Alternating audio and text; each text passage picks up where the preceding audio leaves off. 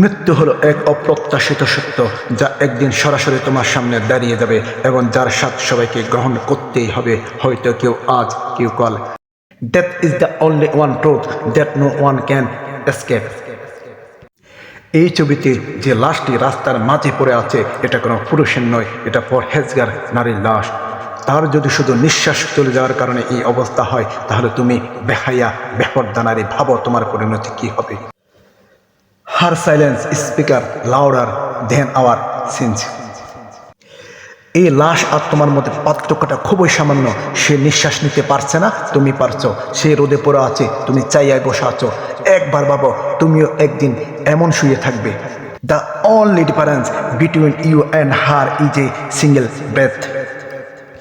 এখন তোমার গাড়ি আছে, ভারী আছে, ক্ষমতা আছে, তুমি অন্যের হক মেরে খাও, চুরি করো, সুদ খাও, সবই করো শুধু টাকার জন্য। মরার কথা ভুলে গিয়েছো, কিন্তু নিঃশ্বাস থেমে গেলে এই টাকা তোমাকে বাঁচাতে পারবে না।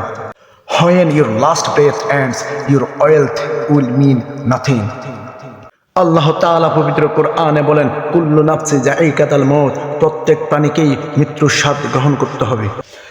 সেদিন তোমার সম্পদ, গাড়ি, স্ত্রী কিছু থাকবে না। তোমার জামাও বিশ্বাসঘাতকতা করবে, খুলে ফেলা হবে। তুমি একা শুয়ে থাকবে মাটির নিচে নিঃসঙ্গভাবে। তখন ফিরতে চাইলেও আর সুযোগ পাবে না।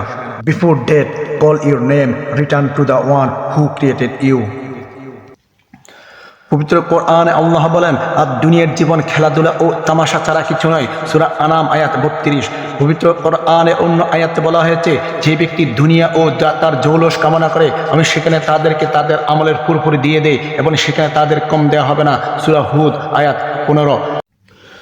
পবিত্র কোরআনে অন্য আয়াতে বলা হয়েছে, যে দুনিয়া চাই আমি সেখানে তাকে দ্রুত দেই, যা আমি চাই, যার জন্য চাই, তারপর তার জন্য নির্ধারিত করি জাহান্নাম, সেখানে সে প্রবেশ করবে নিন্দিত বিতাড়িত অবস্থায়। সূরা বনী ইসরাইল আয়াত 18।